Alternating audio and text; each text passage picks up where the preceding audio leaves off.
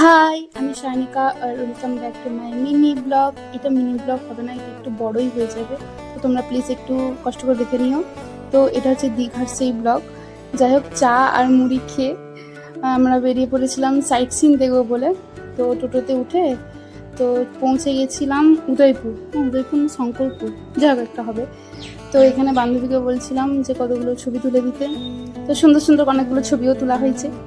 তো সেখান থেকে বেরিয়ে গেছিলাম নায়কালী মায়ের মন্দির। দীঘাতেই প্রথম যে মন্দির আছে, আর এত সুন্দর পরিবেশ এই প্রথম দেখলাম।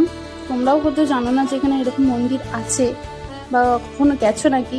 যদি যেয়ে থাকো তাহলে এই মন্দিরটা একবার যেয়ে দেখবে, খুব সুন্দর শান্ত পরিবেশ যাকে বলে। অনেকক্ষণ সবাই মিলে বসেছিলাম এত শান্ত পরিবেশ দেখে। তো সেই গরমের মধ্যে ঠান্ডা ঠান্ডা আখের শরবত খেয়ে নিয়েছি। থেকে আবার পৌঁছে গেছিলাম মিউজিয়ামে যে দেখি মিউজিয়াম বন্ধ। ও যেটুকু খোলা ছিল সেইটুকু দেখি, চারিদিকে দেখি উনি চুল বাগাতে ব্যস্ত। যাই হোক, উনি ওনার কাজ করছেন। তো এই মিউজিয়ামে ফোন অ্যালাউ নেই, তাই ভিডিও করতে পারিনি, তাই দেখাতেই পারলাম না।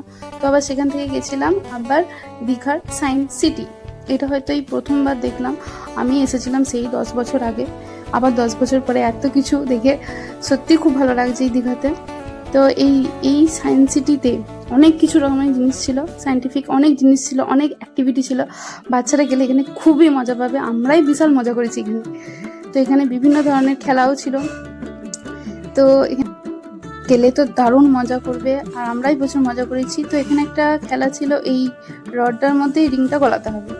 তো কতটা গলাতে পারো, আর এখানে কাউন্ট হবে, রডটা টিকে গেলে কাউন্ট হবে, কতবার কি কাউন্ট। এটা হচ্ছে মেন হচ্ছে ধৈর্যের পরীক্ষা, কতটা তোমার ধৈর্য আছে।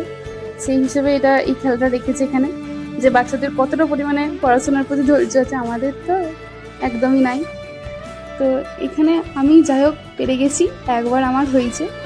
তো একবার কি খুশি, একবার হয়েছে। তো মম্মির আবার 10 বার, যাই হোক করতে পারেনি, দুঃখ হচ্ছে মনে। তো আবার একটা খেলা ছিল, এখানে হচ্ছে এই বলটা এই রিংটার মধ্যে গলাতে হবে। হাওয়া ছিল এই বলটা, তো হাওয়ার মধ্য দিয়ে এই রিংটার মধ্যে গলাতে হবে।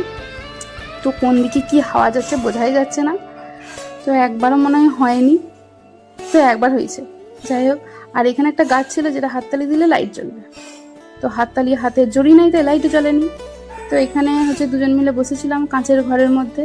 আমি ওকে দেখতে পাচ্ছিলাম, মানে আমার বান্ধবী মমিতাকে, আর মমিতা আমাকে দেখতে পাচ্ছিল। 4 জায়গায় কাঁচের মধ্যে দিয়ে সব আমাকে দেখতে পাচ্ছিল। আমি সবই আমি রয়েছি, সব আমাকেই দেখতে পাচ্ছে, আর আমার সাইড থেকে ওকে দেখতে পাচ্ছি আমি সব আয়না থেকে। তারপর এখানে গেছিলাম, এসে দেখি আবার আমি কার প্লেটে চলে এসেছি, আমার কাটা মুন্ডু। তো এখানে কলা পেঁপে অনেক কিছু ছিল, তার সাথে আমার মাথাও ছিল। যাই হোক, সেখান থেকে এসে লস্যি খেয়েছি ঠান্ডায় ঠান্ডায়। তো আবার একটা দেখেছি ফুলের বাগান, তো ফুলের বাগান থেকে ফুল নিয়ে কানে গুঁজে কতগুলো ছবি তোলা হয়েছে। তো দ্যাটস ইট। যাই হোক, দেখা হচ্ছে আবার কোনো নেক্সট মিনি ব্লগে। তো এখন টাটা বাই।